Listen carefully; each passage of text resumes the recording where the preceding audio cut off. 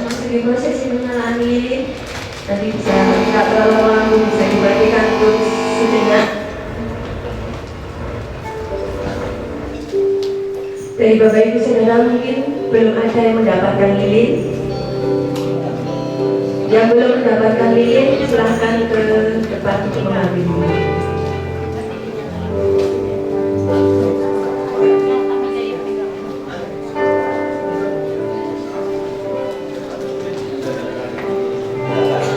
Bangsa yang berjalan di dalam kegelapan telah melihat terang yang besar. Mereka yang diam di negeri kekelaman, atasnya terang telah bersinar. Lilin malam kudus, simbol kehadiran dan terang Kristus yang bersinar di antara kita. Nyalakanlah lilin penggenapan kasih Allah dengan penuh syukur, dan bagikanlah terang Kristus bagi sesama.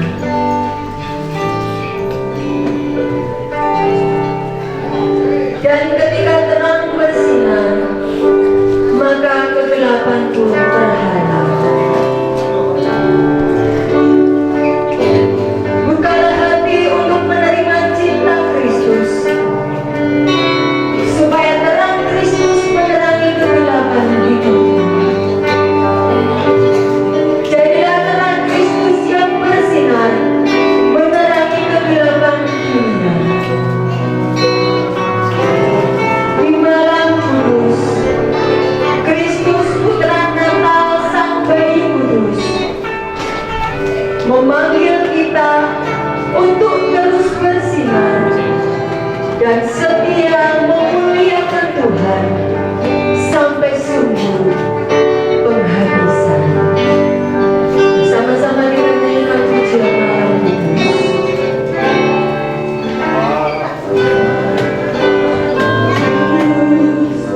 Di langit bertaburan,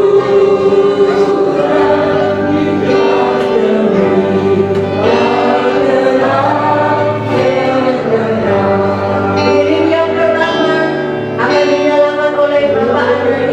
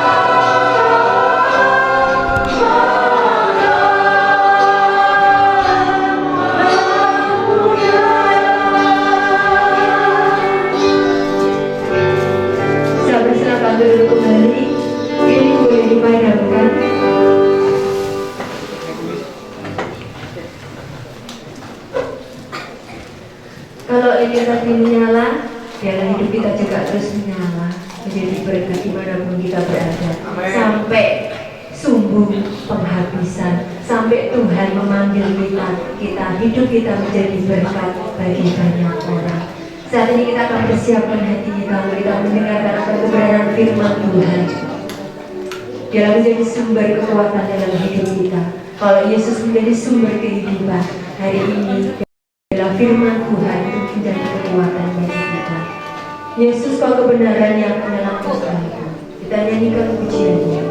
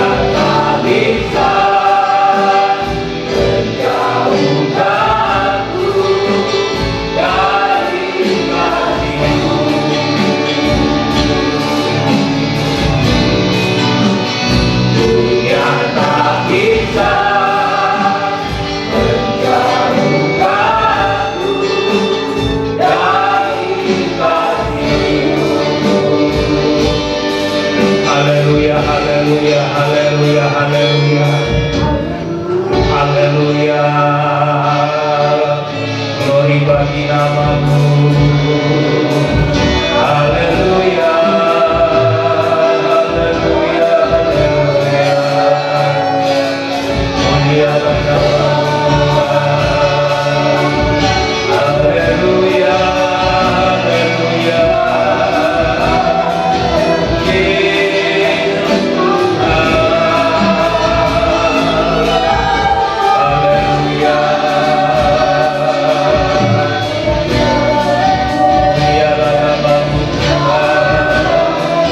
Mulialah namamu Yesus. Haleluya. Glory bagi namamu. Haleluya.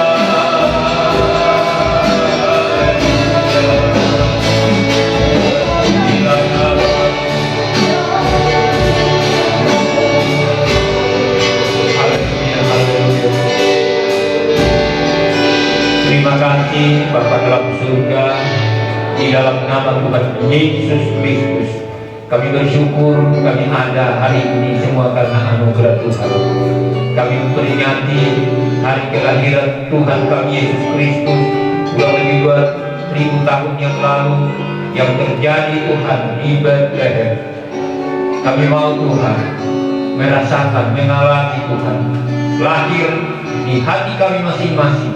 Itu sebabnya kami buka hati kami, pikiran kami, jiwa kami untuk mau diisi oleh kebenaran firman. Berbicara kepada kami, urapi hamba dengan urapan kuasa Roh Kudus. Sampaikan isi hatimu kepada kami. Kami butuh firman-Mu sebagai jawaban dalam setiap kehidupan kami. Terima kasih Tuhan.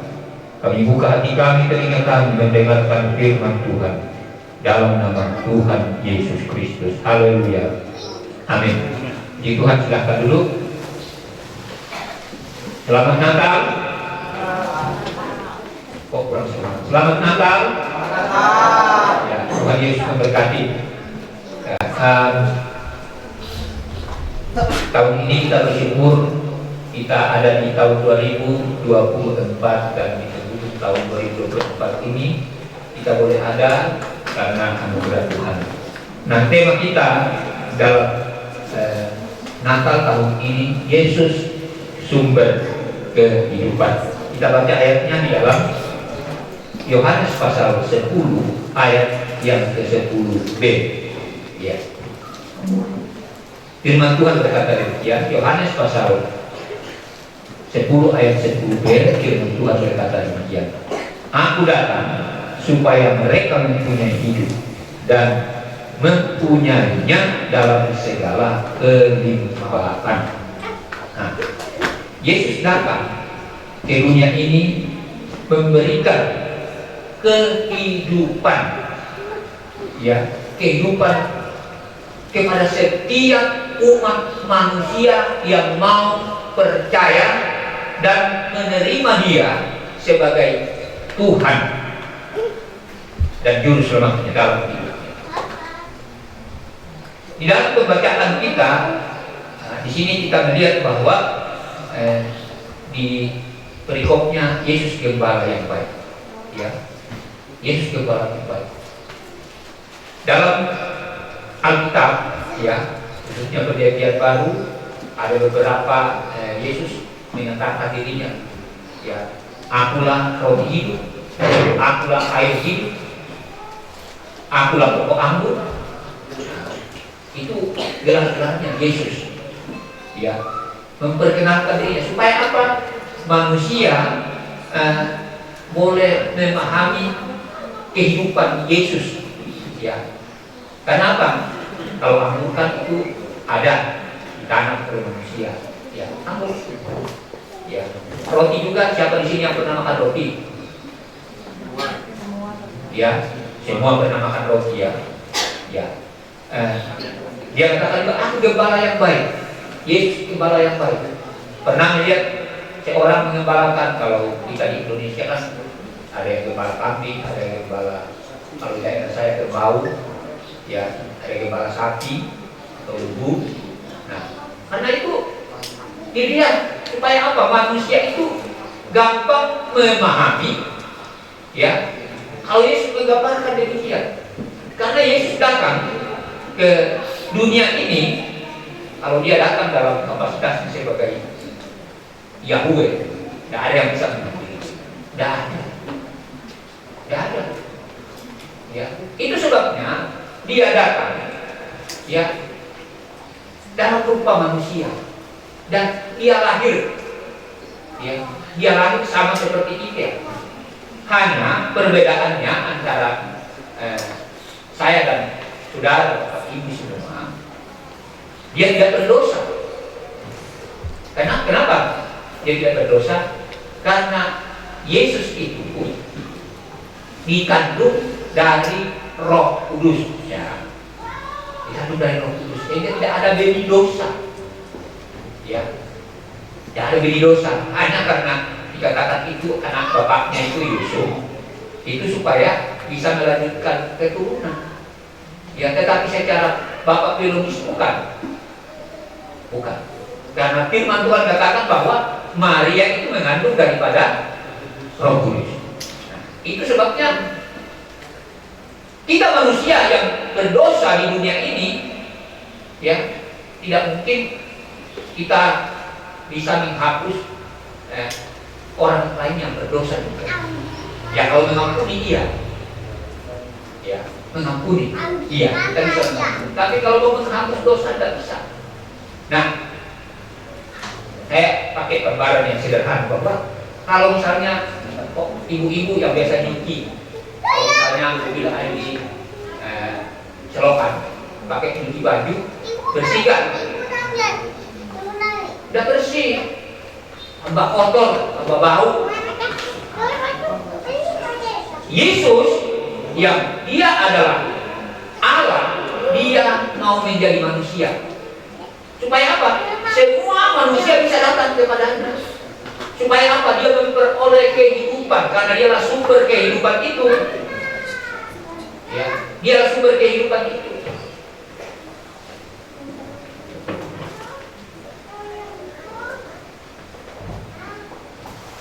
Nah, orang yang hanya tahu bahwa Yesus itu adalah kehidupan, ya, Yesus itu adalah kebenaran. Nah, tadi dia sebelum dia ini, Yesus tahu kebenaran.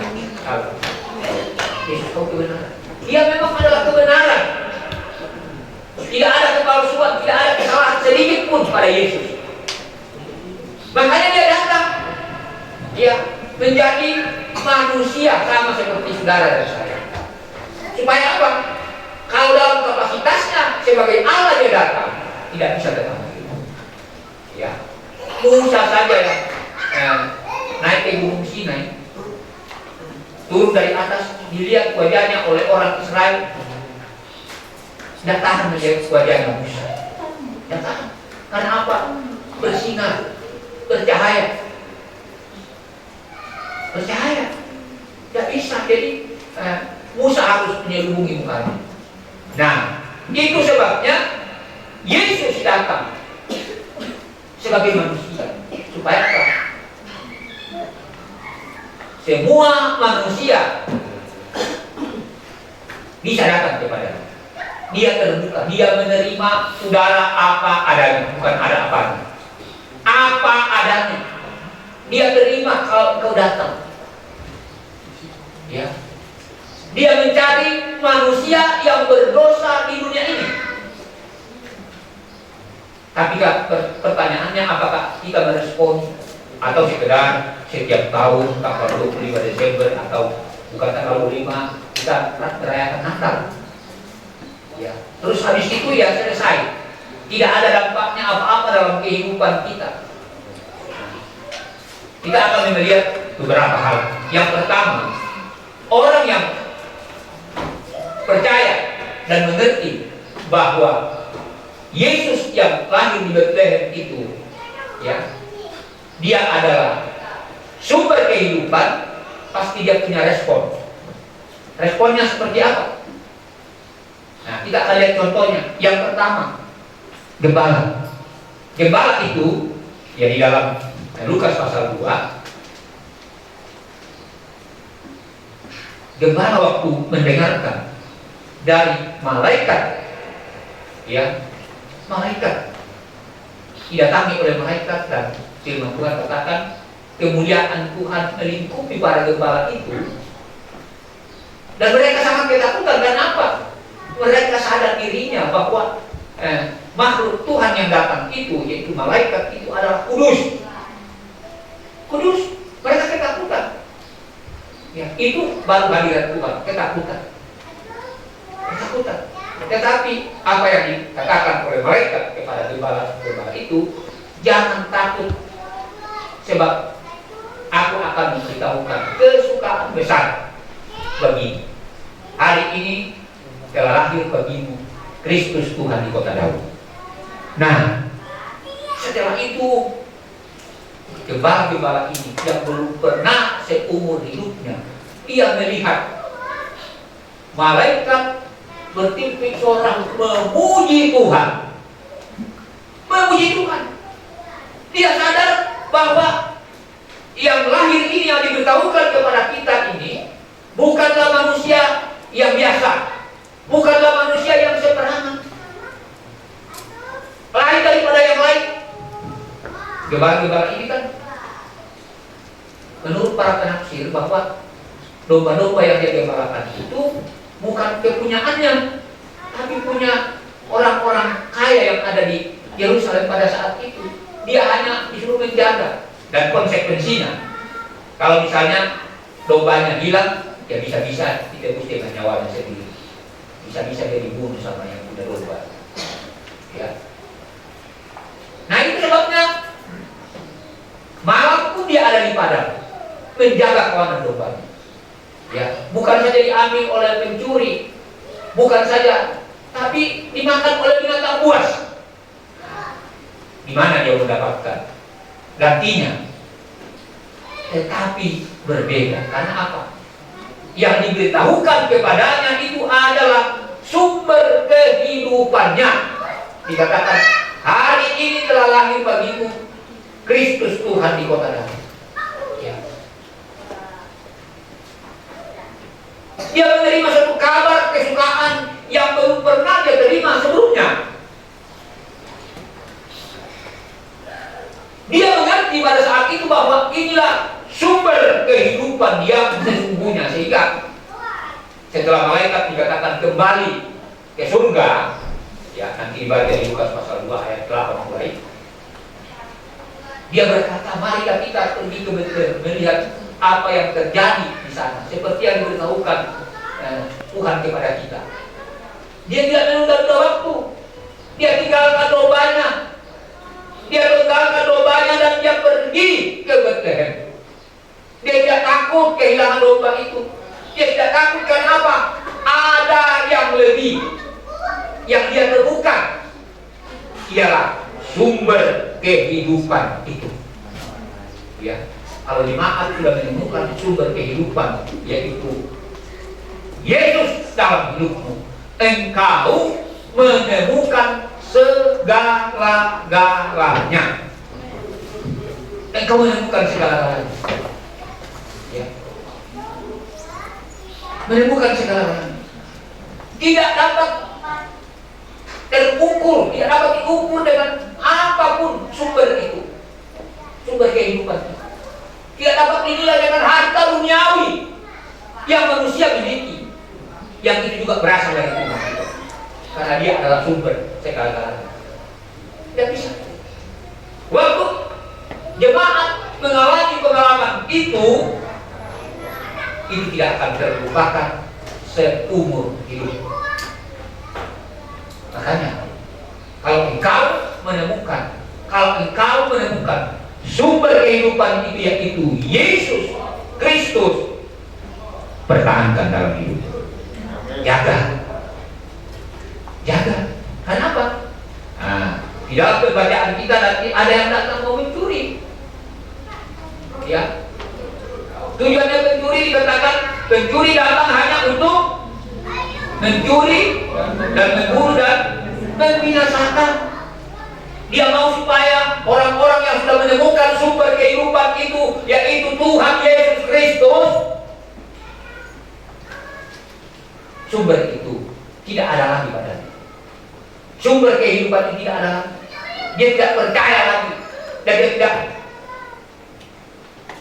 menyembah seperti yang dilakukan oleh para gembala. Dan saya temukan ya di dalam firman Tuhan bahwa gembala-gembala ini yang mungkin kalau tidak mempunyai sekolah, tidak mempunyai pendidikan, tetapi di dalam Injil Lukas ya, Injil Lukas pasal 2 dikatakan, Injil Lukas pasal 2, pemberitaan gembala-gembala ini, Injil Lukas pasal 2 ya.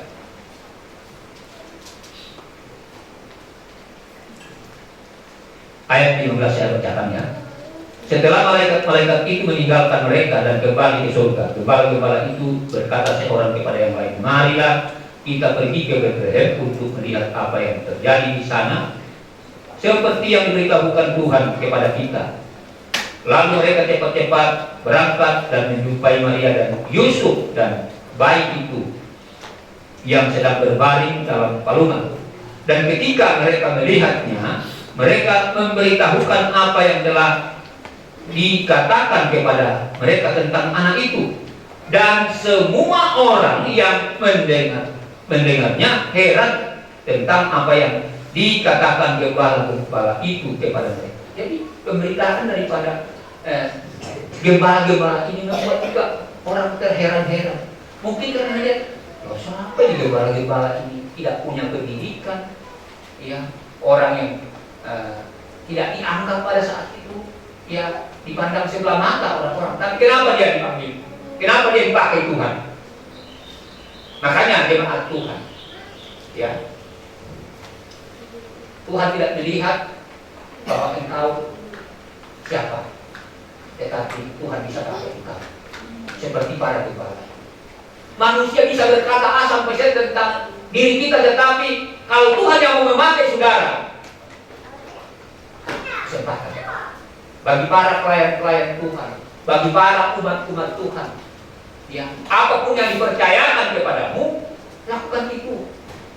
Alkitab katakan bahwa berbuatlah segala sesuatu seperti untuk Tuhan dan bukan untuk manusia. Kolose pasal 3 ayat 25. Berbuatlah pelayan-pelayan Tuhan, jemaat, apapun yang dipercayakan, lakukanlah itu seperti yang dilakukan oleh gembala. Ya.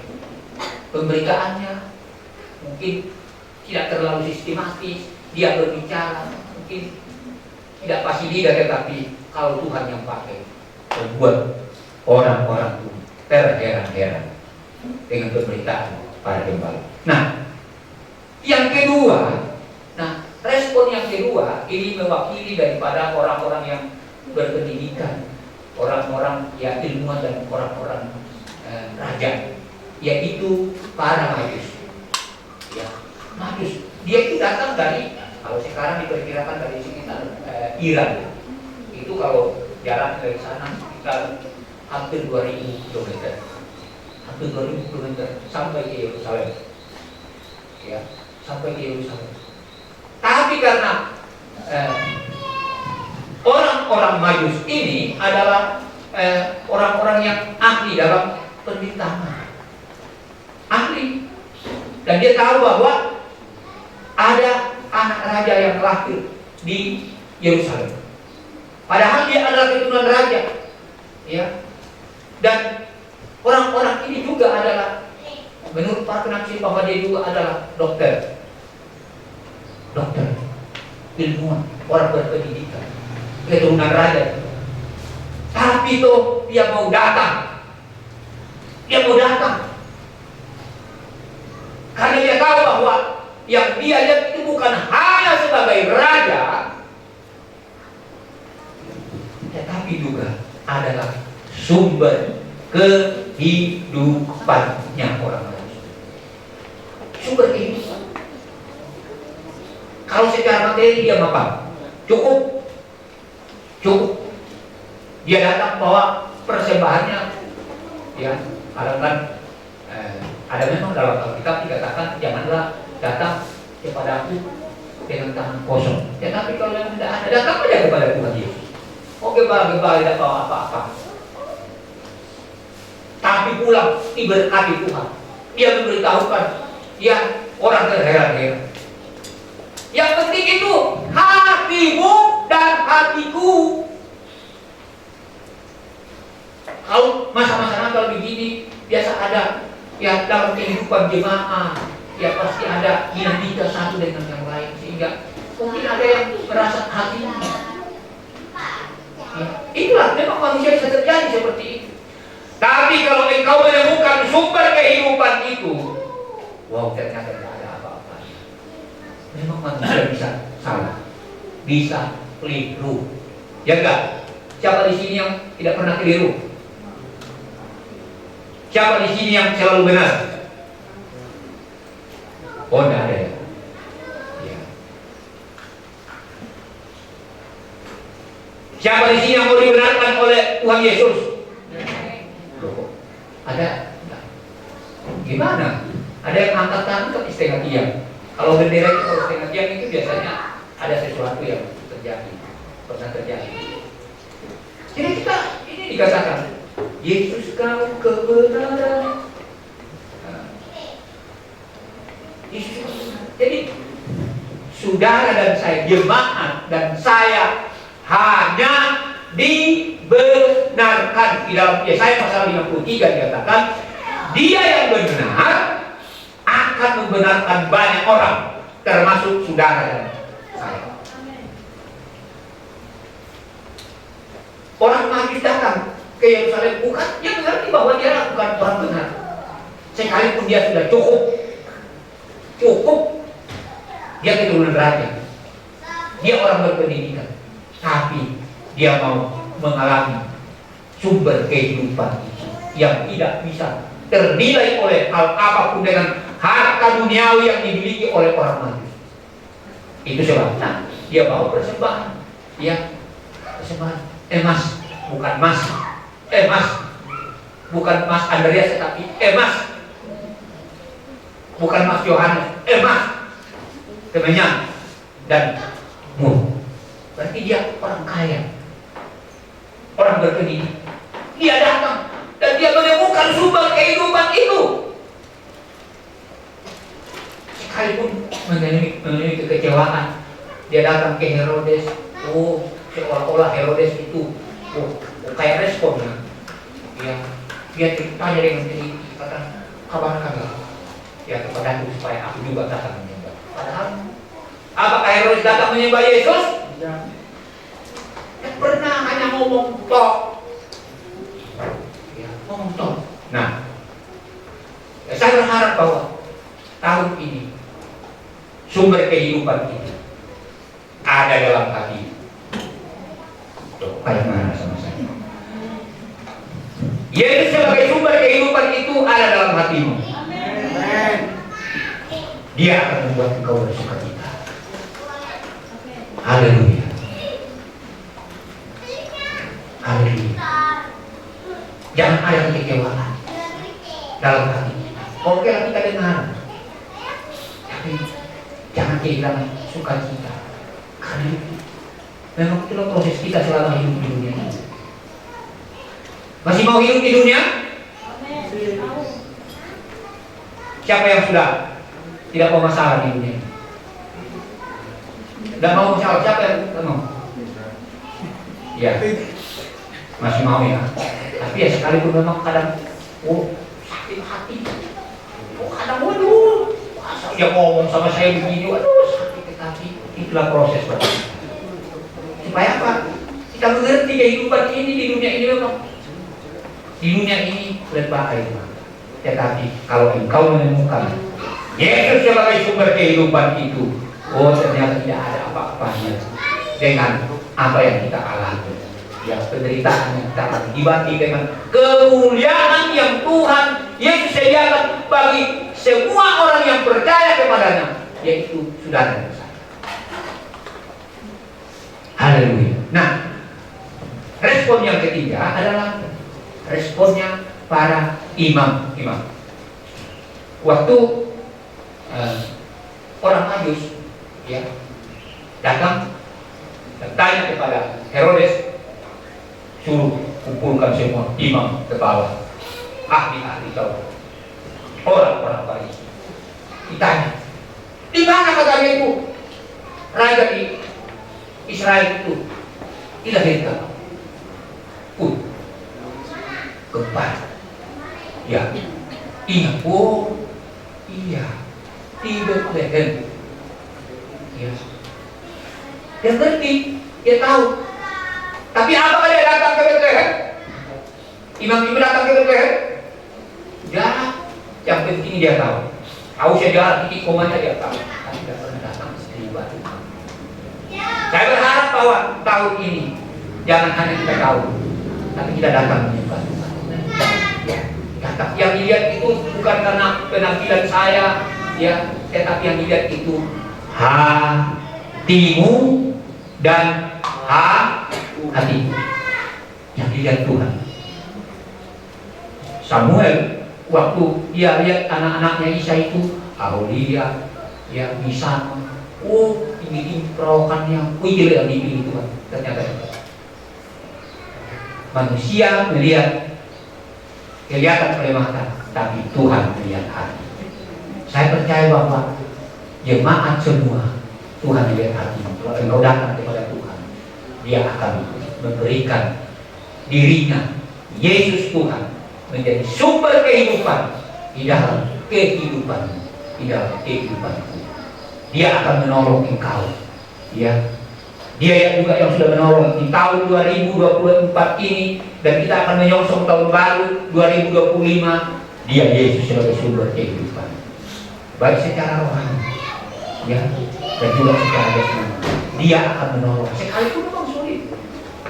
Siapa yang tidak ditolong Tuhan tahun 2024? Ada? Ada. Semua ditolong? Tolong. Ya, sekalipun mungkin harus menangis, ya, mencucurkan air mata, ya, tetapi tetap ditolong Tuhan. Dia Tuhan yang mengerti keberadaan dan keberadaan. Dia Tuhan yang mengerti hati dan hati. Itu sebabnya datanglah kepada Yesus sumber kehidupan. Haleluya. Dia memberikan sukacita, Dia memberikan pertolongan, Dia memberikan ketenangan, Dia memberikan kedamaian di dalam hidup, dalam pekerjaan, dalam rumah tangga, dalam studi, dalam apapun. Dia berikan itu, ya, Dia berikan itu. Yang terakhir, ya, respon yang keempat, ya, adalah responnya Herodes. Ya, respon Herodes dalam menanggapi, ya, sumber kehidupan yang datang itu, Yesus sebagai sumber kehidupan itu, responnya adalah kekecewaan. Ya, kekecewaan. Dia iri karena, oh, berarti ada yang menggantikan saya sebagai raja. Aku penguasa di sini. Sehingga apa? Dampaknya kemana-mana. Kalau orang kecewa, kalau orang sakit hati, ya, apa terjadi setelah orang Majus itu pulang dengan jalan lain? Ya, Herodes menjadi sangat marah, sehingga Yusuf diperingatkan oleh malaikat, ambil anak itu dan bawa dia ke Mesir, sampai aku berfirman kepadamu. Dan terjadilah pada saat itu dalam Injil Matius, ya, Injil Matius pasal 2, ya, Matius pasal 2, lagi.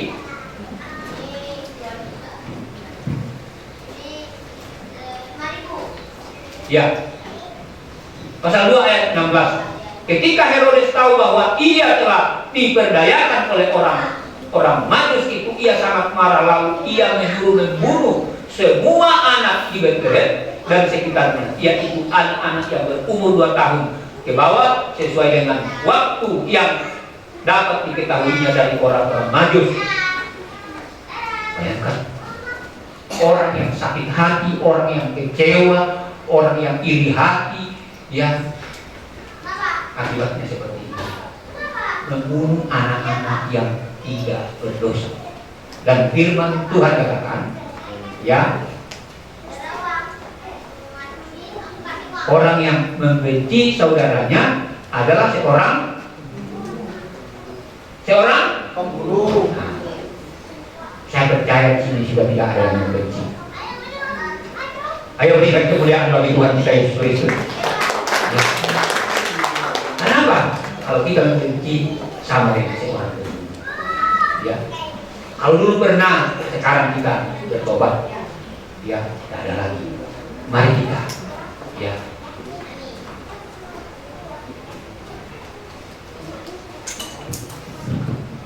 minta Yesus Kristus sebagai sumber kehidupan menjamah hati kita, supaya apa? Kita mau mengusung sesama kita manusia. Karena itu jangan kehilangan sukacita nakal dalam kehidupan kita. Amin. Yesus kau kebenaran dalam roh dan kebenaran.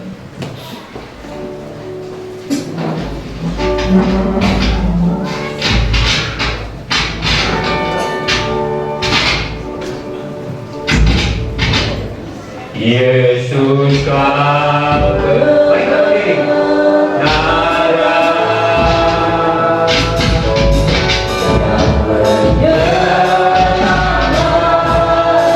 dan kau memberikanku hidup dan pengharapan.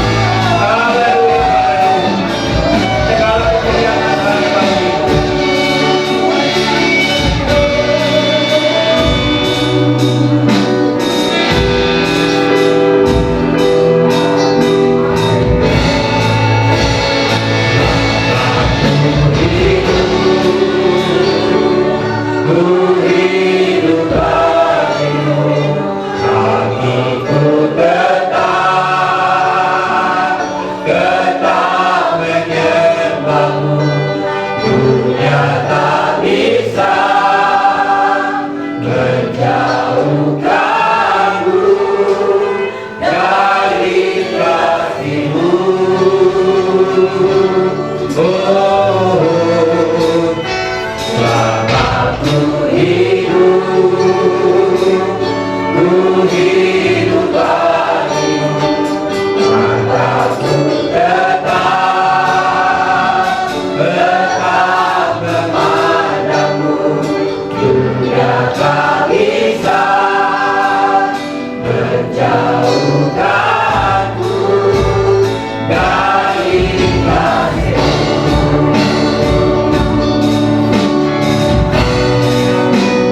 Dunia tak bisa menjauhkanku dari kasih-Mu. Terima kasih Tuhan Yesus Kristus. Kami telah diberkati dengan firman.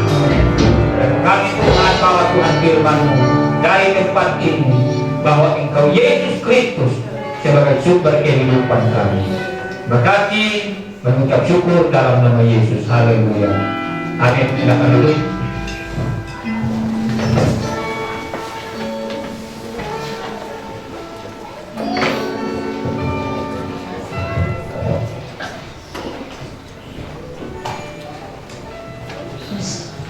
Haleluya, haleluya. Puji nama Tuhan. Saya percaya kita semua diberkati oleh firman Tuhan. Ada amin? Masih pelan. Ada amin? Siapa sumber kehidupan Bapak Ibu? Nanti belum menang kalau jawabnya cuma Yesus. Siapa sumber kehidupan Bapak Ibu? Yang jawab sedikit. Mungkin karena anak-anak muda nggak tante sebut ya. Cuma Bapak Ibu ya.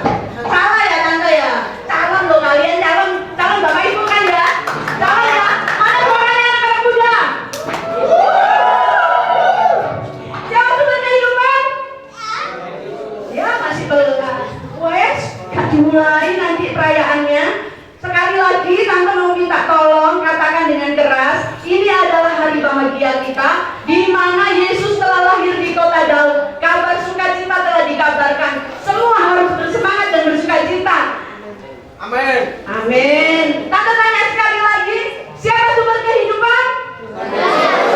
Amin. Beri sorak-sorak bagi nama Tuhan. Haleluya. Untuk membangun sukacita, kita kesepakatan ya. Kalau saya bilang tepuk tangan, jemaat ini ya. Bisa? Latihan. Tepuk tangan. Nah, pinter. Satu lagi. Kalau saya bilang haleluya, berarti tangannya dua-duanya ke atas ya. Oke. Tepuk tangan. Haleluya. Oh, haleluya. Kita bangkit berdiri semua. Dan lagi ya. Yang kompak, oke? Tepuk tangan. Haleluya. Sekali lagi, tepuk tangan. Haleluya. Bisa lagunya, terusannya? Yang haleluya. Bisa. Seluruh umat Allah bersukacita. Bisa. Oh, pemain musiknya lupa. Tak apa-apa, kita sekali lagi. Tepuk tangan. Haleluya. Oh, puji nama Tuhan, beri kemuliaan bagi nama Tuhan. Terima kasih, saya silakan duduk kembali. Dari sini tampak wajah-wajah yang penuh sukacita. Boleh lihat kanan kirinya dengan senyum? Coba. Haleluya. Haleluya.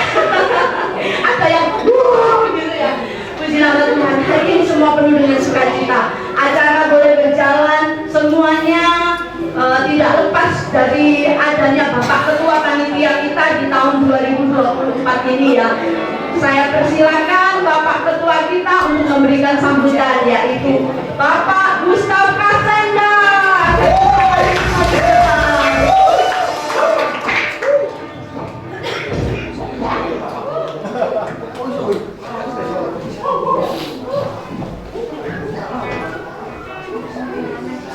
Shalom.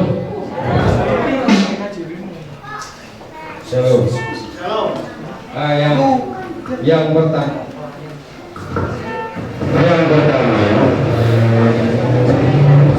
yang pertama saya mengucapkan banyak kepada Tuhan Yesus Kristus yang sudah menolong kita sampai saat ini dan suksesnya acara ini, karena begitu besar kasihnya untuk kita dan gereja Sion di sini.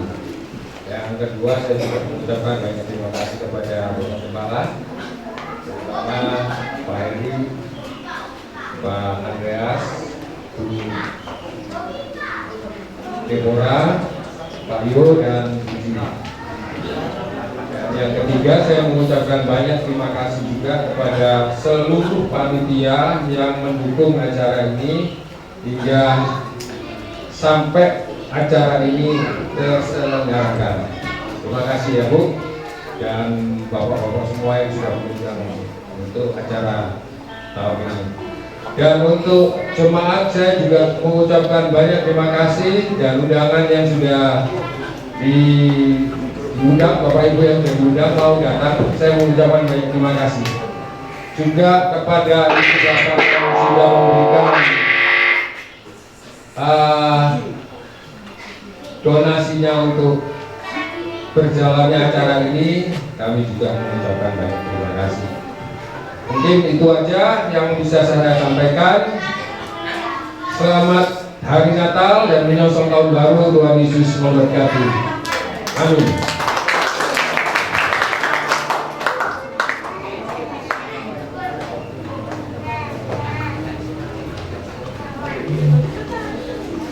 Terima kasih Bapak Ketua buat sambutannya.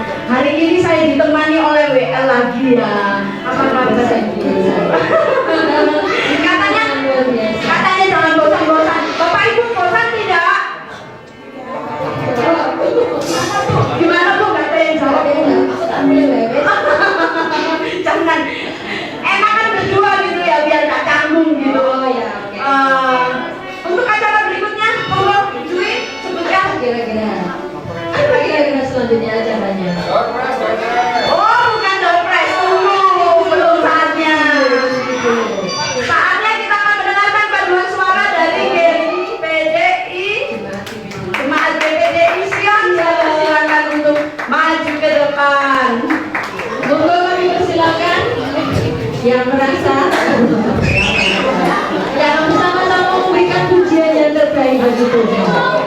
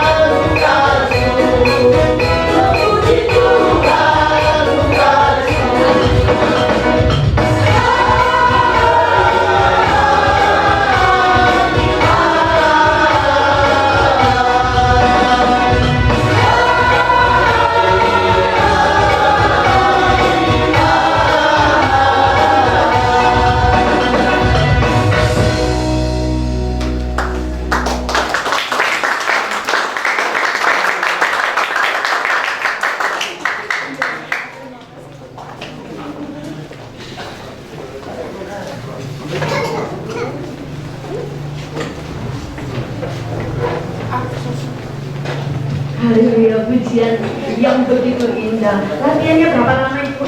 Kayaknya sudah sebulan lebih. Betul nggak Ibu? Oh tidak, hanya Pak Joko ya. Kalau apa nanti kita Pak Joko. Sepertinya kalau saya lihat-lihat ini kayaknya mereka sudah bayar. Kayaknya sih. Sudah sarapan belum tadi dari rumah? Belum ya? Oh, yang belum boleh angkat tangan enggak? Nanti saya kasih roti nanti. 1, 2, 3, cuma 3. Nanti rotinya saya kasih cuma 3 ya. Yang belum makan, yang belum sarapan, yang lapar boleh angkat tangan? Jujur lah. Semuanya. Bu Enda sebagai, nah, iya. Bisa dibagi. Enggak dengan saya. Opa juga lapar. Oh, iya. Kenyang firman Tuhan. Makanan rohani sudah, makanan jasmani yang belum. Tapi perutnya lapar nggak Opa? Oh enggak. Oh berarti nanti rotinya untuk Opa dilewati aja ya Mas ya? Nanti yang punya apa kasih saya ya Mas ya. Depan yang curi-curi saya kasih. Ya. Sambil kue dibagikan, kita akan mengopiok. Mengisan nih mengopiok itu. Ya. Apa ya yang benar ya? Mengundi. Surprise. Tapi sebelumnya mungkin ada Bapak Ibu yang belum mendapatkan lilin. Tim musik silakan dibagikan juga. Yang belum dapat lilin silakan untuk ke depan ambil lilin. Yang belum dapat lilin, 1 orang 1 ya. Musik sudah? Belum. Ayo boleh ambil, musik boleh ambil. Berapa? 1, 2, 3. Itu punyanya siapa? 3 ya. 3 yang sebelah kita tolong. Jadi di kertas lilin itu di belakangnya itu ada angkanya. Persiapan. Nanti siapa tahu angkanya keluar. Dopres namanya apa Bu? Kulkas. Oh, kulkas. Motor. Motor beda hati. Kulkasnya di rumah masing-masing. Kalau sudah semuanya, Ada Bu Lisa yang membagikan nanti kalau ada yang belum. loh kita enggak. Loh, iya kita juga. Sama-sama dapat ya. Ya sini yang ada. Saya. Siapa tahu dapat nama Yesus.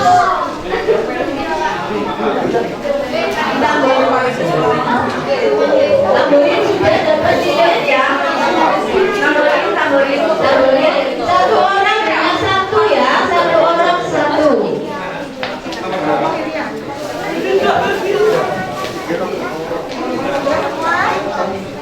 Sudah. Hadiah hiburannya, saya nggak mau nakalan ya. Ini nanti yang ngambil Opa. Berapa orang ya? Opa boleh maju? Ngambil berapa dulu? 5. Langsung 5. Wah, terima kasih Opa. Dikasih jajan sama Mama. Nanti dibagi 2 ya. Oke. Ambil 5 Opa. Silakan Opa. Langsung Langsung 5. ada 5 tapi jangan. Iya. Bentar Pak, potong lagi. Nah, bentar. Oke. 2 lagi. Kurang 1 apa? Ya, 1 lagi. Kayaknya nggak topik ini. Boleh silakan dibuka Oma. Sambil makan, sambil dengarkan nomor yang akan disebut ya. Sambil dilihat kata kemirinnya. Perhatikan nomor ya. Nomor berapa Oma? Aduh, 61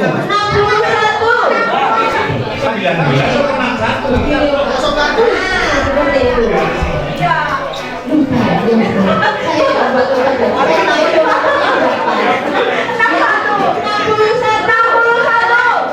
61. Itu sampai 5. Kalau tidak ada berarti hapus. 1. Bangun. Berapa? 2. Ada. Siapa? Abraham. Abraham. Lihat nomornya.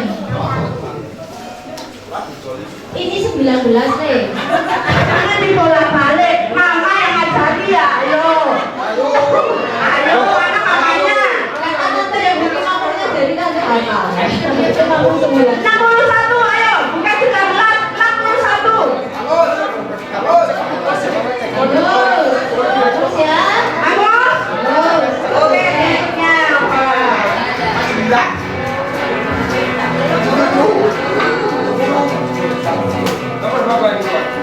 47. Belum bisa juga sudah angus kok. 47. 1, 2, 3, 4, 5. Oh. 45 sudah. Anu toh Pak, yang lagi ya Pak. Oh, yang lain.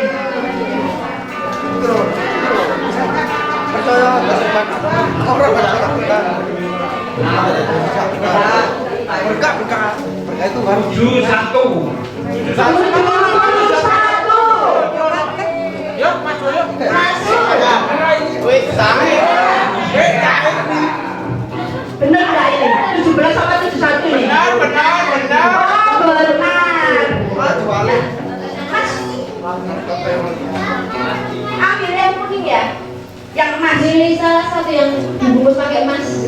Ya. Salaman dulu sama opanya. Yang berikutnya apa?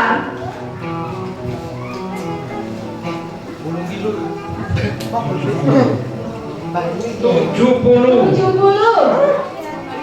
Ya.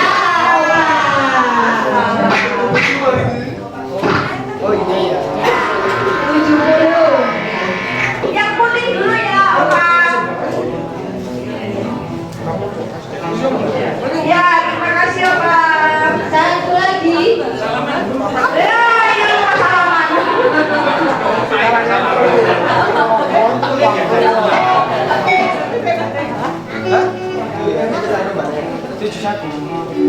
Berapa Opa? 93. 93.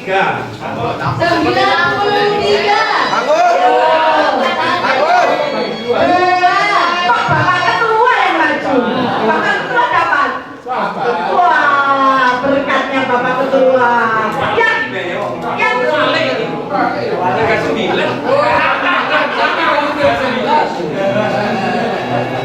Yang kuning dulu. Terima kasih Ambek sabar ya Pak ya. Masih ada 2 lagi Opa sebentar Opa karena tadi nggak ada ya. Ambil lagi Opa. Yang dua tadi kan harus siapa? Oh, iya. Yang kuning Opa. Dua. Harusnya nggak boleh dapat.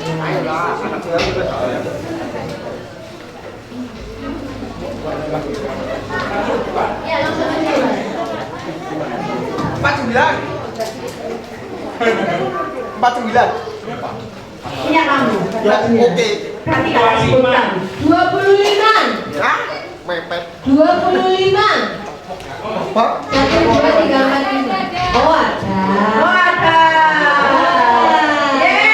Ada. Ya, Sudah gitu dulu, gitu.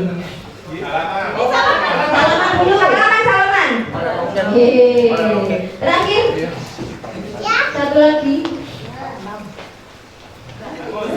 77. Hangus. Enggak. 90. 90.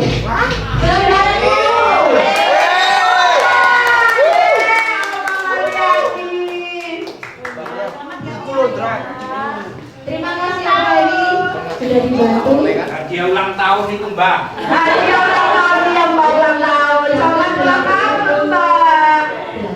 Iya. 5 hadiah sudah ya. Tenang, yang belum dapat, ini masih banyak, hadiahnya masih banyak, masih banyak. Tenang, saya masih banyak. Kayaknya kita salah tadi nyuruh opanya dulu.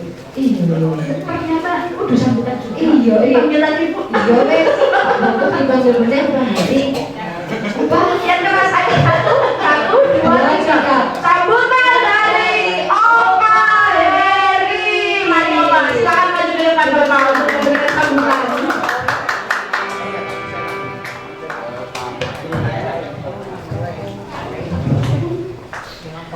Shalom. Ada sukacita? Puji Tuhan. Kalau tidak ada sukacita pada hari ini, berarti ada masalah dalam hatiku. Luar biasa ya. saya baru lihat acara yang demikian ini, penuh sukacita. Tentunya jemaat sekalian juga senang ya. Biarlah ini bukan hanya untuk kali ini, tapi selanjutnya bisa kita nikmati bersama.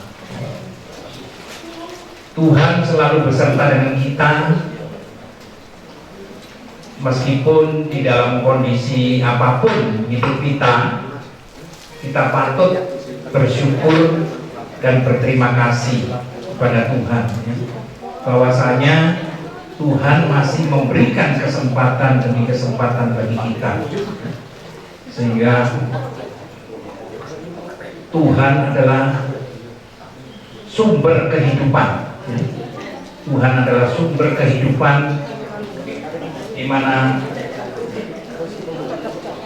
Dia datang supaya kita mempunyai hidup ya, dan mempunyai segala kelimpahan ya. Nah, di dalam hidup itu tentunya banyak dinamikanya ya. Bukan hanya suka saja, tapi ada duka, ada tantangan, ada pergumulan, dan sebagainya. Demikian juga dengan kelimpahan itu. Pada umumnya kita itu mengartikan kelimpahan itu dengan apa? Rasa syukur. Hah? Rasa syukur. Berkat, duit, senang, sehat, ya. Pada umumnya kita itu kan berharap begitu. Ya. Tapi ternyata kelimpahan itu juga ada segi negatif yang Tuhan pakai untuk apa? Menumbuhkan iman kita. Ya.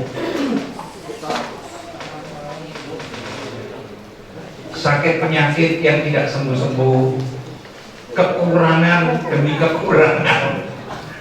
Kok bunyi Pak Joko? Iya dan itu kan juga limpah. Kesulitan demi kesulitan yang tidak kunjung selesai. Makanya jadi anak Tuhan itu jangan melihat yang enak-enak, jangan melihat yang baik-baik. Ternyata dikatakan apa? Kita itu harus pikul salib. Kita harus pikul salib. Kita harus meninggalkan segala kemewahan dunia dan sebagainya. Jadi dibumbung dalam momen Natal ini kita pahami ya arti daripada pengikut Kristus itu yang sebenarnya. Jadi jangan melihat yang baik-baik, jangan melihat yang enak-enak. Harus siap di dalam segala kondisi sehingga hidup kita itu menjadi saksi ya, menjadi terang bagi orang yang belum percaya. Itu saja, Tuhan berkati kita. Biarlah nanti kita menyongsong tahun baru, kita sudah siap, kita sudah matang di dalam iman ya. Karena setiap minggu kita mendengarkan firman, saya percaya bahwa semuanya akan baik-baik saja. Selamat Natal dan selamat menyongsong tahun baru 2025. Tuhan memberkati kita semua.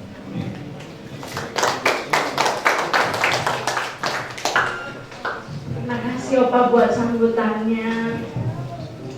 Acara selanjutnya sebetulnya adalah acara untuk kita mendengarkan paduan suara dari Pondok Doa Narwastu. Tapi karena baru saja dibilang ternyata tidak ada. Mungkin Oma mau nyanyi sendiri, Oma?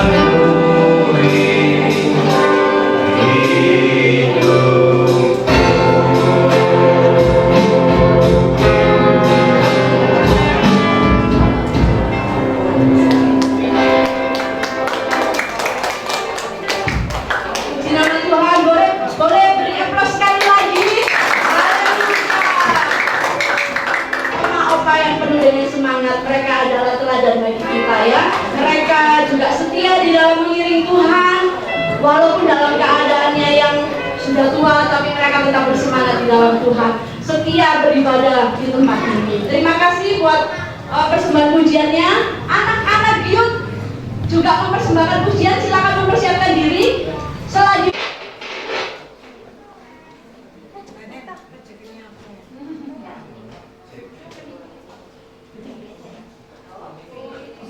terima kasih ya, silakan kembali. Oke, selanjutnya. Teman-teman bergabung ya, Bu, ya.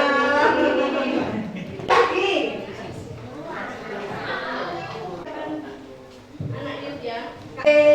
Jawaban hijau sudah selesai. Untuk anak-anak youth mempersiapkan diri dan mempersembahkan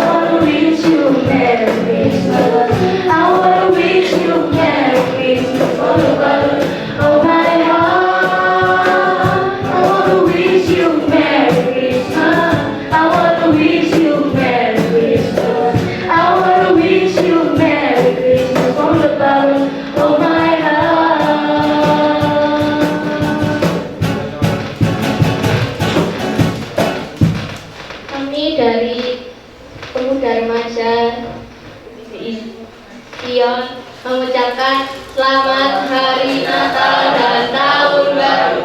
Tuhan Yesus memberkati.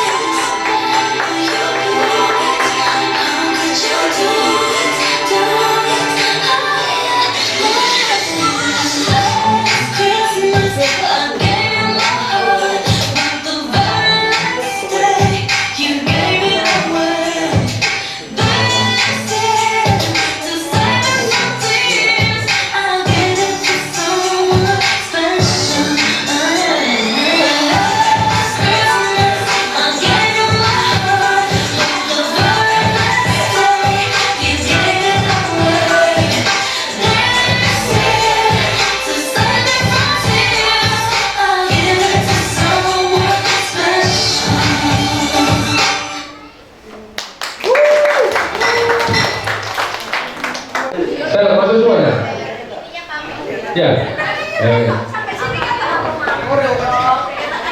Pojok masuk ya. Yang masuk dulu. Satu, dua, tiga.